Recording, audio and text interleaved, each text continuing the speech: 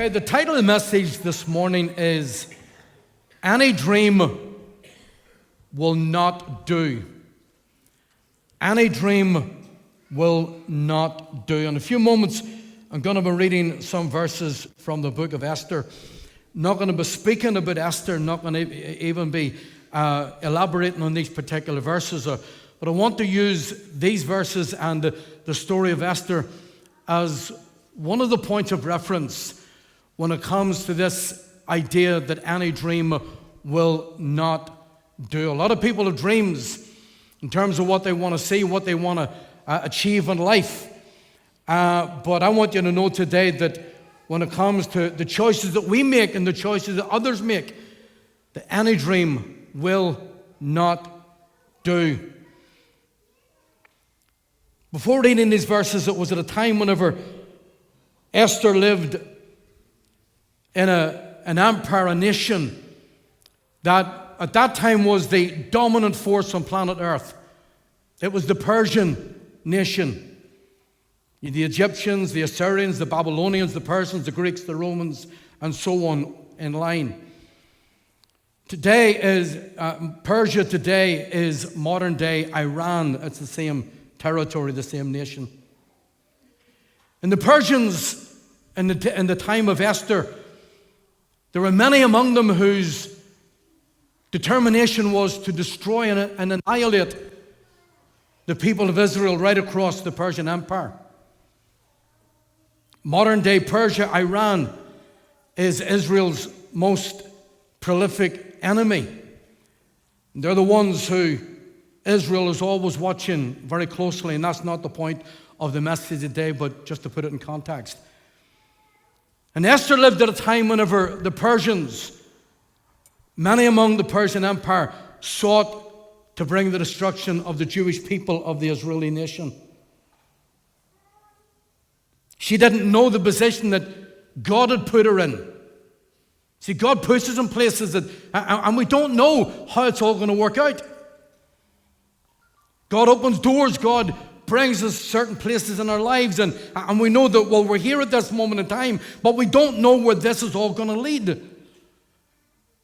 And Esther found herself in a situation not knowing the full purpose of the reason for her being there. But that would soon be revealed to her.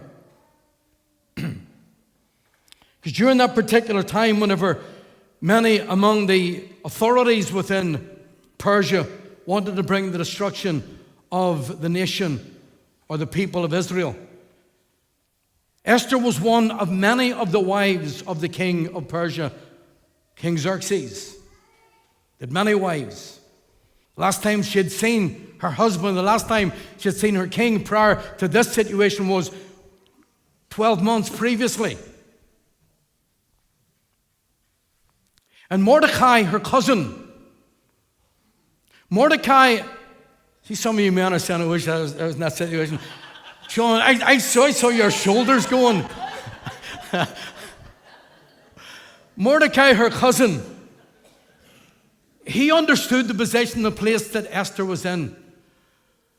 And Mordecai had a dream of a nation of people, of his people, who'd be free from tyranny. But he had no idea how he was going to see that dream fulfilled. And so he sends a message to Esther. We read of this in Esther 4 and verse 13. Mordecai sent the following. He said, "Do not think that because you are in the king's house, you alone of all the Jews will escape. If every Jewish person is killed in the Persian Empire, don't think that you're going to escape." And then he goes on to say, "For if you remain silent at this time, relief and deliverance for the Jews will arise." This man had faith.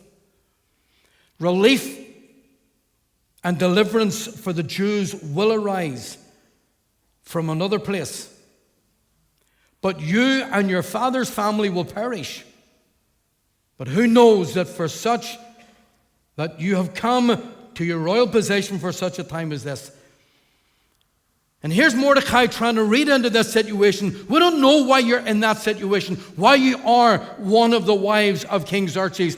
But who knows that you're in that position for such a time as this. Then Esther sent a reply to Mordecai. Go gather together all the Jews who are in Susa and fast for me. Do not eat or drink for 3 days, night or day. I and my attendants will fast as you do. When this is done, I will go to the king, even though it is against the law. And if I perish, I perish. And what she meant was this. The law made it absolutely clear. The Persian law was no one comes before the king unless the king invites them, not even one of his wives. No one comes before the king unless the king invites them. And the law stipulated that if someone was to enter into a room where the king was and there was no invitation, then the guards were to immediately put that person to death. There's no arrest. There was no attempt to find out why are you here. If there was no invitation, they were put to death. And here's Esther saying, okay, I'll go, even though it's against the law. And if I perish, I perish. Recently, while watching the Queen's Jubilee celebrations, I listened, as many of you probably would have done, to Jason Donovan singing as Joseph, Any Dream Will Do. I'm not going into the whole setup and all the stuff that went on around it. It certainly was not biblical and nothing from the story of Joseph. But anyway, Any Dream Will Do. That was the song that Jason Donovan as Joseph was singing. And I remember as I listened to him and I watched all the stuff going on around it, I remember speaking to the television. You know, sometimes you talk to the television. I spoke to the television and said, no, Jason, any dream will not do. Any dream will not do. How do we know this? Hitler had a dream. Hitler had a dream of the master race, the Aryan race. And given all the descriptions of what the men would look like as parts of this master race, I don't see where Hitler saw himself fitting in, because he was nothing like what he envisioned. But that was his dream of a master race.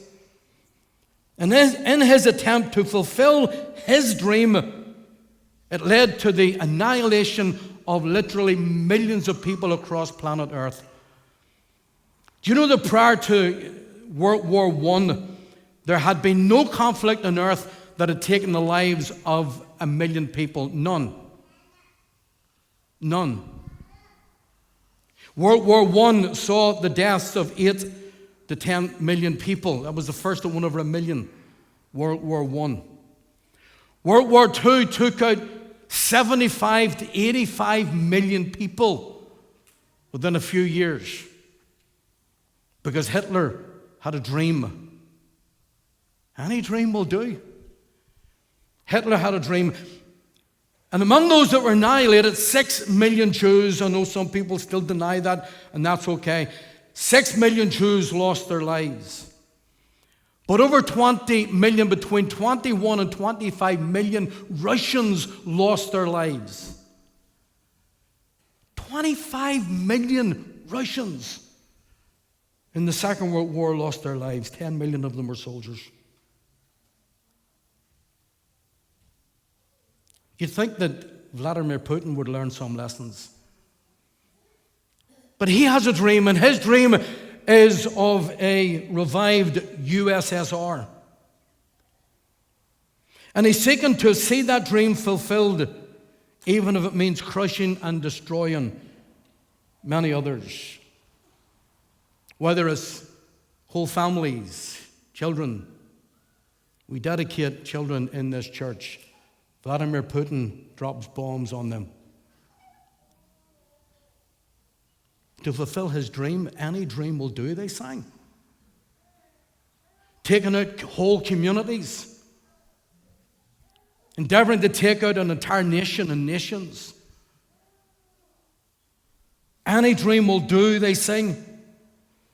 And so I say this morning, no, any dream will not do. But I do want to say that there is a dream, a God-given dream, that each of us in this room can discover, that our communities can discover, that our nations can discover, if only we took hold of it. the sad reality is that far too many look on God as someone who's just trying to impose himself and trying to rob us of joy and rob us of life. When the Bible tells us the thief, the devil, comes to steal, kill, and destroy. He's the destroyer. He's the thief. Man, I drove up and down the Shackle Road yesterday just to have a look. I like to come out and see what's going on. And it's one thing to see adults not able to stand. I mean, girls standing like this at the street corner. It's one thing to see adults, but to see children.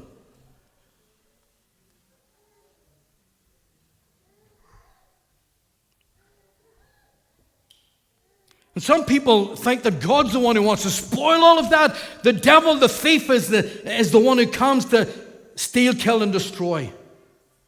But Jesus says that he has come to give us life, and to give us life in abundance. But we think he just wants to spoil life for us. That's the lie that the devil has sown into the minds of so many within our communities.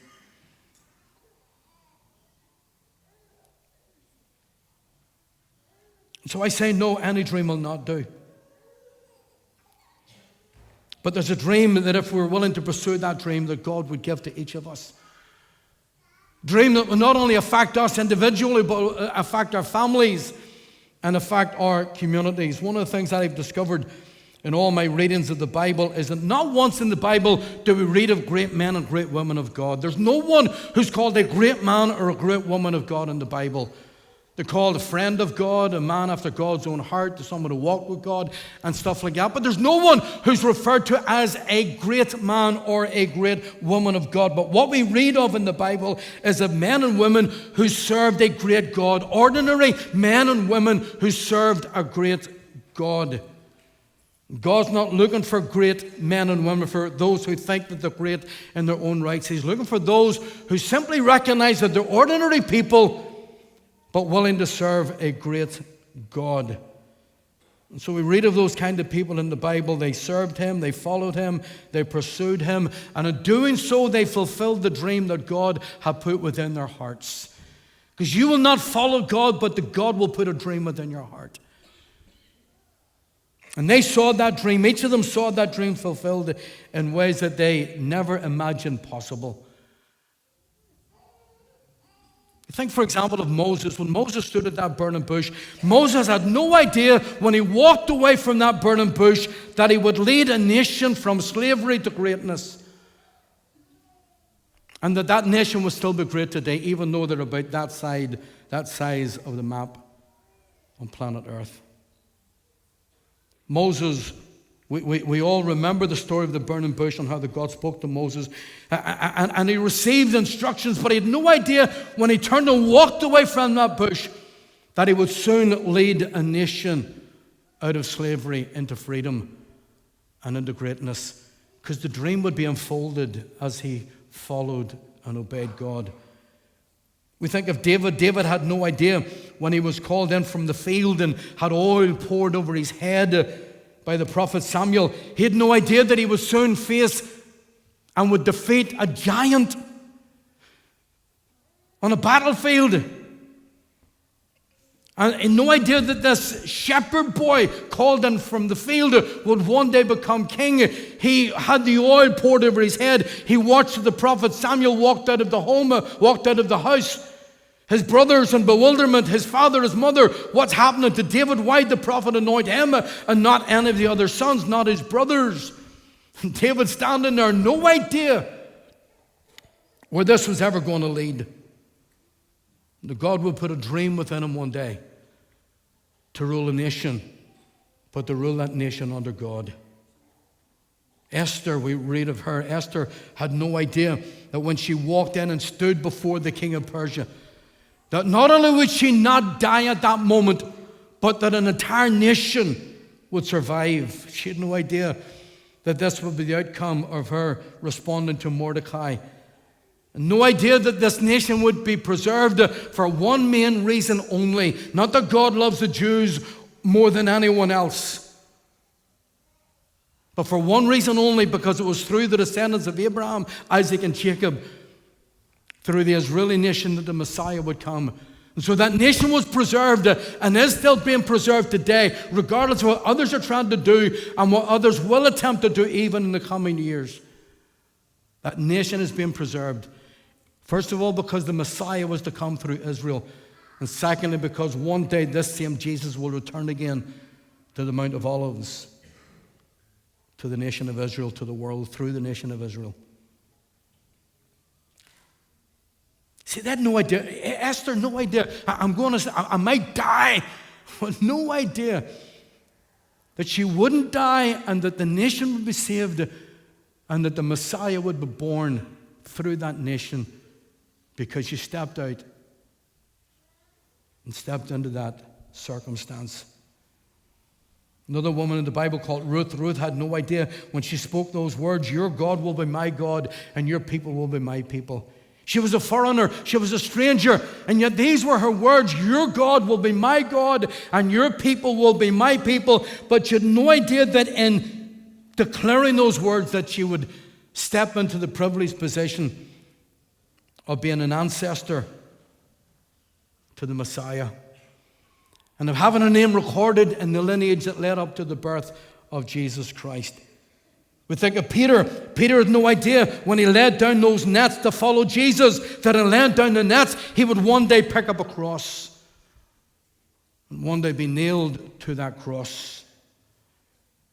But not knowing that in pursuit of that dream and following Jesus Christ and walking out in obedience and that dream being unveiled over and over again, layer by layer, line upon line, he had no idea. And not only that one day he would take up the cross and one day he would die on a cross himself, but that even 2,000 years beyond his life, we'd still be talking about him in Belfast today. No idea. John, the youngest disciple, just a teenager, the only one who stood at the cross with the other women. He stood there looking up at Jesus, no idea that when he'd walk away from that cross, that one day he would be taken captive, be exiled, but would write a book called Revelation that would reveal future events that we're seeing unfolding before us to this very day. He had no idea. We can go on and on, but the point I want to make is that none of us have any idea what God will do if we do what these people did. What did they do? They followed God. They pursued Him. And in doing so, they fulfilled the dream that God put within them. And they saw those dreams fulfilled in ways they never imagined. Never imagined.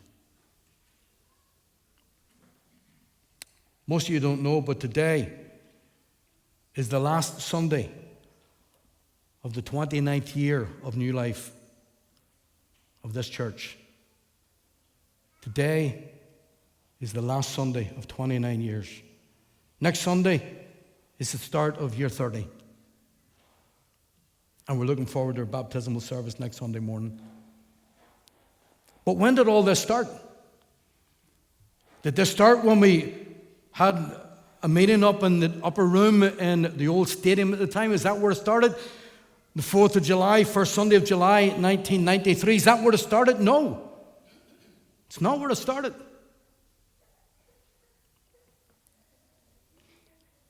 I remember as a teenager, whenever I stepped inside the back hall of an Elim church in Brown Square, back in November 1967.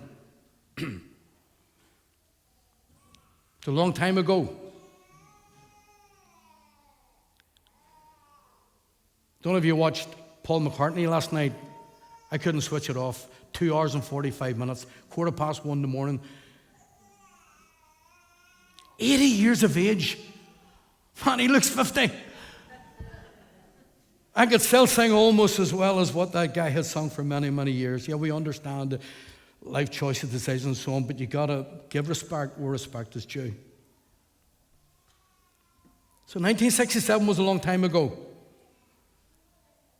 But I remember walking into the back room of the Elim Church in Melbourne Street, Brown Square, and then I remember walking out again, walking into that November night, a cold night in November. The streets that were darkened had been lit up by the old gas lamps. But I walked out of that church hall that night for the first time in my life with a determination I was going to be following Jesus Christ. But I did so not knowing where this would ever go, not knowing that God would put a dream within my heart, and that dream would be to share my faith with others. Ultimately, to share my faith not only with my family, but with the community that is also my family. And I had no idea as a young teenager coming out of that wee back hall in the Elim church that one day would be standing here like this. Never entered my mind. Soon after that, Kathleen pursued me, and she did for quite some time until I made a response. And just making this point and moving on, we became partners, not just in life as husband and wife, 50 years this year, but we became partners in the pursuing and the fulfillment of this dream. We went to Bible college together. And then Kathleen was reading, we shared this with Billy and Margaret and a couple, Mary up on Wednesday afternoon, as we said. And when Kathleen's reading the newspaper, what's unusual about that? She always had it spread out on the floor and would always read through the adverts and so on. And then she called me, Jackie, the stadium's for sale. And what did that mean? It meant nothing. I looked at it, and then I walked back to doing the dishes as she was reading the newspaper. I went back to the kitchen, and it meant nothing. But God was putting another place to the dreaming place. We ended up buying the stadium. Stuff happened, we moved on. New Life City Church, we bought the stadium in 1989. New Life City Church was started in 1993. We moved on a few places, and now here we are in this building. With all the stuff that's going on in here. The church, City Life Centre, Hobby Horse Play Group, all the different projects and programs. And I had no idea walking out of that back hall in Melbourne Street that night that this dream would be unfolded to such a measure that it has been over all of these years. You see, friends, the details of any God-given dream are never fully revealed when you're standing at the burning bush. Moses had no idea what lay beyond the burning bush. The full details of that dream are never fully revealed at the anointing moment when oil is poured over a person's head and flows down the face, or when you boldly stand before the king, even though you know you're possibly facing death. It's only beyond that piece by piece, little by little, line upon line, that the dream is revealed and unveiled. And the more that you go forward with Christ, and I want to say this to those who are even considering giving your life to Jesus Christ, the more that you go forward with Him, the more you grow in your relationship with Him, then the more you will see the fulfillment of the dream that God will place in your heart. And it's greater than the one that you're pursuing right now. And you have no idea what God will put in your heart if and when you make that submission and that surrender to Him. And the more you will see that dream being fulfilled in ways you could never have imagined. Moses didn't know that as he left that burning bush, that not only would he go to Egypt, but that he'd be pursued by an Egyptian army, with all these people following him, leading him to the Red Sea, but no idea that this army were coming down to bear down upon him and the people to bring destruction to them. But no idea that as the dream would be unfolded, that the sea would open up before them and they'd be able to walk across on dry ground. David did not know when that anointing oil flowed down his head and his face, that one day he would not only stand face to face with this Philistine giant, and that with one swing of a sling, he would cause that giant to fall, and thereby bringing victory to the armies of Israel. See, he didn't understand it just because the oil was on his head. He had to walk that out in following the God that he now served. And in seeing that dream fulfilled, and Esther didn't know when she boldly stood before the king that not only would she walk out with her own life intact, but that same boldness would literally save a nation. You see, friends, you don't see it all now. It's as you walk out with God, then the details of that dream are not only revealed, but are fulfilled, even to the point where Paul said, now we see as in a glass darkly. We don't see it all, he's saying, but then face to face we will know even as we are known.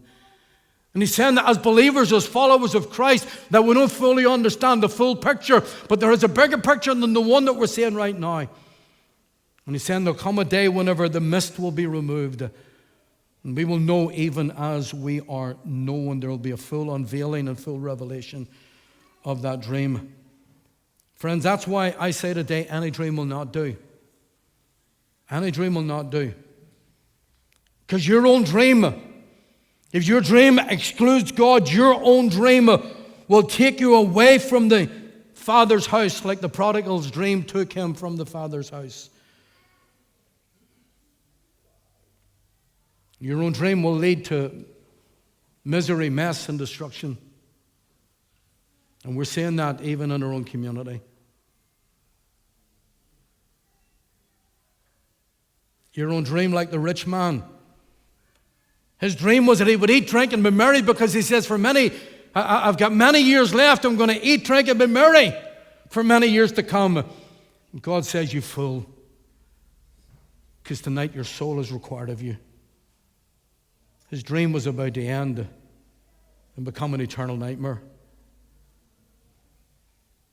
And so Jason Donovan, finishing in a moment, Jason Donovan and Andrew Lloyd Webber, any dream will not do. No matter how you dress it up, any dream will not do. Of course, they're not here, so they're not going to hear this message.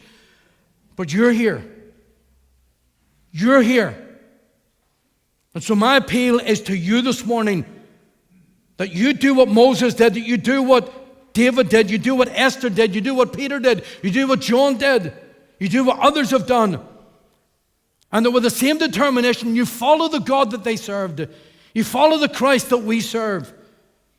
And you let him put a dream within you that will not only take you through this life, regardless of all the circumstances, and we all face the issues and the trials of life, but that dream will not only take you through the circumstances, it will not only take you ultimately into eternity with Christ, but that dream will be fulfilled in ways that you would never have imagined and can never imagine. And who knows what God will do with you and for you and through you, unless you submit and surrender your life to him. No one will ever know, and you will never know. There are people in our community, there are people that I know personally. I know that God had a call upon their lives, a very specific call, but they missed it. And we see the misery that they're living in today because they missed out. Don't go through life missing out on God's call. Don't go through life missing out on the purpose that God has established for you. Don't go through life just simply pursuing your own dream. It's going to take you away from God, but pursue his dream that will bring you closer to him and will help you to reach others beyond your wildest imagination, and will see a dream fulfilled in ways you could never imagine.